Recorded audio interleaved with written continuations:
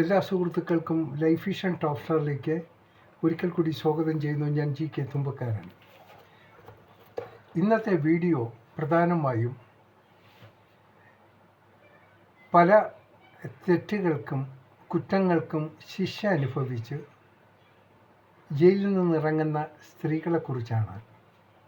നമുക്കറിയാം, പല സ്ത്രീകളും ചില സാഹചര്യങ്ങളിൽ അവിചാരിതം പ്രതീക്ഷിക്കാത്ത സാഹചര്യങ്ങൾ അവരുടെ മനസ്സും അടുത്ത് അവരെ നശിപ്പിക്കുന്നവരെ അവരുടെ ജീവനെ ഇല്ലാതാക്കുന്നു. പ്രധാനമായും ഈ കൃത്യങ്ങളിൽ ഏർപ്പെടുന്നത് വിവാഹം കഴിച്ച സ്ത്രീകളാണ് ഏറ്റവും കൂടുതൽ.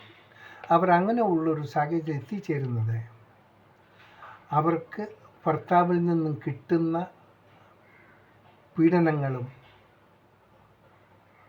അല്ലാത്തുള്ള പല ബുദ്ധിമുട്ടുകളും കാരണം അവർക്ക് അവസാനം അങ്ങനെയുള്ള ചില കൃത്യങ്ങൾ ചെയ്യാൻ ഉള്ള സാഹചര്യമുണ്ടാകുന്നു.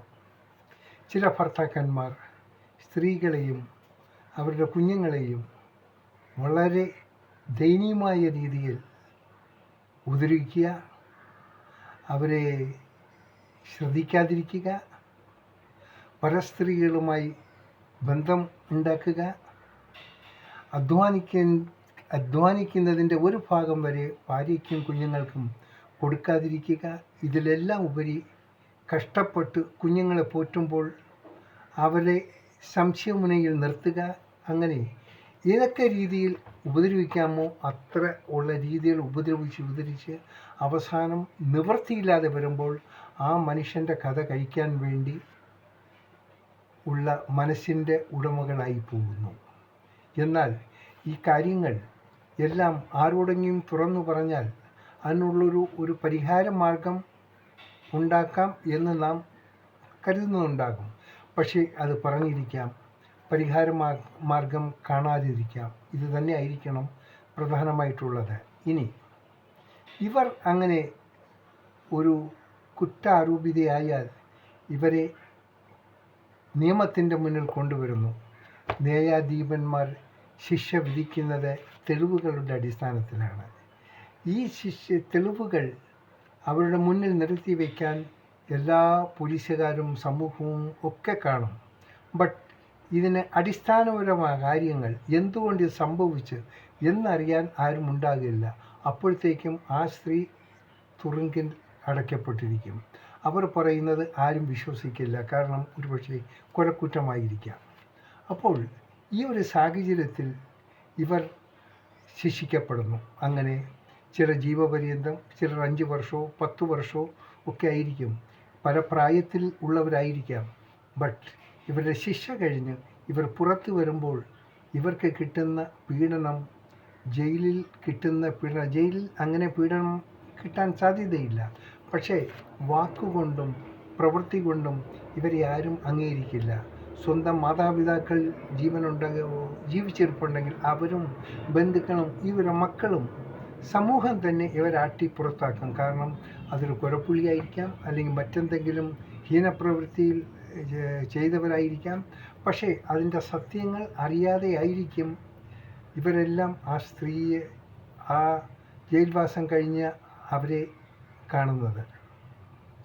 ഇങ്ങനെ വരുന്നവർ എന്താണ് ചെയ്യേണ്ടത്? സമൂഹത്തെ അതിനുള്ളൊരു മറുപടി കണ്ടെത്തേണ്ട ആവശ്യമുണ്ട്. സമൂഹം തിരിച്ചറിയണം, ചില പ്രത്യേക സാഹചര്യങ്ങൾ അവർ തെറ്റ് ചെയ്തു പോകുന്നു. ഈ ബൈബിൾ വാക്യത്തിലുണ്ട്, കുറ്റം ചെയ്യാത്തവർ കല്ലെറിയട്ടെ. അത് നമുക്കിവിടെ ഉദ്ധരിക്കാം. ഇവരെ അധിക്ഷേപിക്കുന്നവരെയും ഇവർ സമൂഹത്തിൽ നിന്ന് ഒറ്റപ്പെടുത്തണമെന്ന് പറയുന്നവരും അവരും കുറ്റം ചെയ്തോ ഇല്ലയോ എന്ന് അവരുടെ മനസ്സിനറിയാം. പക്ഷെ ആരും അത് തുറന്നു പറയുകയില്ല. ഇനി ഈ ജയിൽ ശിക്ഷ അനുഭവിച്ചു കഴിഞ്ഞാൽ ഇവരും ജീവിക്കാൻ അർഹതപ്പെട്ടവരല്ലേ? ചെയ്ത തെറ്റിന് അവർ ശിക്ഷ അനുഭവിച്ചു കഴിഞ്ഞു. ഇനിയും അവർക്ക് ശിക്ഷിക്കപ്പെടണമോ? പെടരുത്. ഇങ്ങനെ വരുന്നവരെ ഒന്ന് റിഹാബിലിറ്റേറ്റ് ചെയ്യണം. അവർക്ക് സാന്ത്വനം നൽകാനും ഇതുവരെയായിട്ട് നമുക്കൊരു നിയമ സംവിധാനങ്ങളുമില്ല. ഇനിയെങ്കിലും ഇതിൽ നിയമ സംവിധാനങ്ങൾ എത്തിച്ചേർക്കേണ്ടതാണ്. സ്വന്തം ഒരു ശിക്ഷ അനുഭവിച്ച് ഇറങ്ങി വന്നു കഴിഞ്ഞാൽ അവർക്ക് ജീവിക്കണം, അവനുള്ള സ്വാതന്ത്ര്യം കിട്ടണം, അവരെ സമൂഹം അംഗീകരിക്കണം, അവർക്ക് വേണ്ടതൊക്കെ ചെയ്തു കൊടുക്കേണ്ടത് നമ്മുടെ ഭരണഘടനയുടെ ആവശ്യമാണ്. അതിനായിട്ടുള്ള വലിയ നിയമങ്ങളൊന്നും ഇതുവരെ ഉണ്ടായിട്ടില്ല. ഇനി അങ്ങനെയുള്ള നിയമങ്ങൾ നമ്മുടെ ഭരണഘടനയിൽ എഴുതി ചേർക്കേണ്ട സമയം അതിക്രമിച്ചിരിക്കുകയാണ്. ഒപ്പം ഈ ശിക്ഷ അനുഭവിച്ചു വരുന്ന സ്ത്രീകളോട് എനിക്ക് പറയാനുള്ളത്, നോക്കൂ, ഏതൊരു മനുഷ്യനും അവരുടെ ഏറ്റവും വലിയൊരു ആയുധം എന്ന് പറഞ്ഞ് അവരുടെ ക്ഷമയാണ്. ക്ഷമയോളം വലിയൊരു ആയുധം ഈ ലോകത്തില്ല. ശരിയാണ്, ക്ഷമയ്ക്കും ചില അതിരുകളുണ്ട്. ബട്ട് ആ ക്ഷമയുടെ അതിരുകൾ കഴിഞ്ഞാൽ നാം തെറ്റ് ചെയ്യാനുള്ള പ്രേരണാശക്തി നമ്മുടെ മനസ്സിലിങ്ങനെ ഓളം തള്ളിക്കൊണ്ടേയിരിക്കും. നമുക്ക് വൈരാഗ്യം കൂടും. നമ്മളെ പീഡിപ്പിക്കും തോറും നമുക്ക് എന്താ പറയുക, ക്ഷമിക്കാൻ സാധിക്കുക എന്നുള്ളത് അത്ര വലിയ എളുപ്പമില്ല. ക്ഷമയെന്ന് പറയുന്ന ഒരു ആയുധം തന്നെയാണ്. അതിനെ ശരിയായ രീതിയിൽ ഉപയോഗിക്കാൻ വളരെ പ്രയാസപ്പെടണം. അതുകൊണ്ട് എല്ലാ വ്യക്തികളോടും ഈ സമൂഹത്തിൽ ജീവിക്കുന്ന നാം അറിയേണ്ടത്, നാം ചെയ്യേണ്ടത്, ഇങ്ങനെ വരുന്ന സ്ത്രീകളെ നാം ഒരിക്കലും ആട്ടിപ്പായ്ക്കരുത്, അവരെ കല്ലെറിയരുത്, അവരെ സമൂഹത്തിൽ ഒറ്റപ്പെടുത്തരുത്. അവരെ നാം ചേർത്ത് പിടിക്കണം. ഒരു പക്ഷേ ആ പിടിപ്പിലൂടെ അവർ നല്ലൊരു ജീവിതം തുടക്കം കുറിക്കാൻ ശ്രമിച്ചേക്കാം. അവർ തെറ്റ് ചെയ്തിട്ടുണ്ടെങ്കിൽ അവർ സ്വയം പശ്ചാത്തപിക്കും. തെറ്റ് ചെയ്യാതെയാണ് അവർ ശിക്ഷ അനുഭവിച്ച് വീണ്ടും പുറത്തു വരുമ്പോൾ, അവരെ വീണ്ടും തെറ്റുകാരിയെന്ന് മുദ്ര കുത്തുമ്പോൾ അവർ വീണ്ടും മോശമായ ഒരു ശൈലി അവർക്ക് ചെയ്യേണ്ടി വരും. അത് സമൂഹം കൊടുക്കുന്നൊരു ശിക്ഷയാണ്. അങ്ങനെ കൊടുക്കുന്നവരെയാണ് നാം ശിക്ഷിക്കേണ്ടത്. സോ എല്ലാ സുഹൃത്തുക്കളോടും ഈ വീഡിയോ വീക്ഷിക്കുന്നവരോടും ഒന്ന് പറയുന്നു, നിങ്ങളുടെ മുന്നിൽ അങ്ങനെ ഏതെങ്കിലും ഒരു സ്ത്രീ അങ്ങനെ ശിക്ഷ അനുഭവിച്ച് പുറത്തു വന്നാൽ അവരെ സാന്ത്വനപ്പെടുത്താൻ ശ്രമിക്കുക, അവരൊന്ന് മോട്ടിവേഷൻ ചെയ്യുക. ഗവൺമെൻറ്റിന് വേണ്ട സംവിധാനങ്ങൾ ഒരുക്കണം. അവരെ പുറത്തിറങ്ങി വന്നാൽ നേരിട്ട് അവരുടെ വീട്ടിൽ പോകാതെ അവർക്കൊരു റിഹാബിലിറ്റേഷൻ സെൻറ്ററിൽ പോയി അവർക്ക് വേണ്ട സംവിധാനങ്ങൾ ഒരുക്കി അവരെ നോർമൽ ജീവിതത്തിൽ വന്നതിന് ശേഷം അവരുടെ ബന്ധുജനങ്ങളിലോ അവരുടെ വീട്ടിലോ അവരെ വരട്ടെ, അവർ വന്ന് അവരെ കൂട്ടിക്കൊണ്ടു പോകും.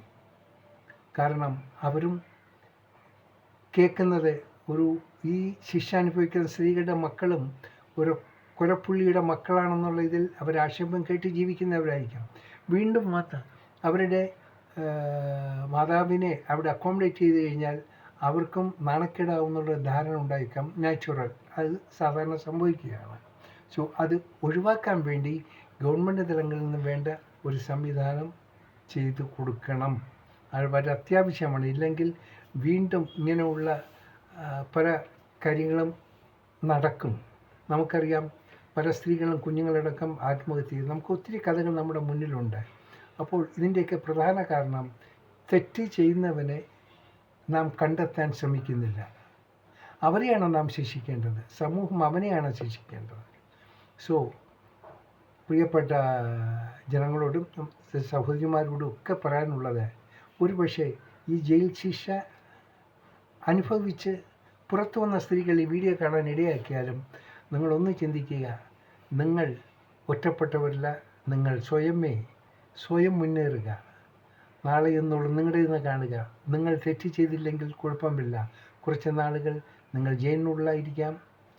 നിങ്ങൾ പുറത്തു വന്നു, നിങ്ങൾക്കറിയാം നിങ്ങൾ തെറ്റ് ചെയ്തില്ല എന്ന്. സാഹചര്യം അങ്ങനെ നിങ്ങളെ തെറ്റിലേക്ക് പെടുത്തി.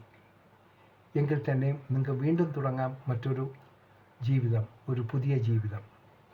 ക്ഷമയെന്നുള്ള ക്ഷമിക്കാനുള്ള ഒരു മനസ്സുമായി നമുക്ക് മുന്നോട്ട് പോകാം. തീർച്ചയായിട്ടും നിങ്ങളെപ്പോലുള്ളവരെ നിങ്ങളെപ്പോലുള്ളവർക്ക് നല്ല നല്ല സംവിധാനങ്ങൾ ഗവൺമെൻറ് ഒരുക്കി തരുമെന്നുള്ള വിശ്വാസം നമുക്കെല്ലാവർക്കും ഉണ്ടാകും. അങ്ങനെ ഉണ്ടാക്കിയിരിക്കാം. ഇതിന് നീതിപീഠങ്ങളും ഭരണപക്ഷങ്ങളും ഒക്കെ ചേർന്ന് നല്ല രീതിയിലുള്ളൊരു സംവിധാനം ഇവർക്ക് വേണ്ടി ഒരുക്കിയാലും. ഈ വീഡിയോ ഇഷ്ടപ്പെട്ടാൽ എല്ലാവരും ഒന്ന് ഷെയർ ചെയ്യുകയും സബ്സ്ക്രൈബ് ചെയ്യാനും ശ്രമിച്ചാലും. കാണാം വീണ്ടും മറ്റൊരു വീഡിയോയിലൂടെ. Thank you.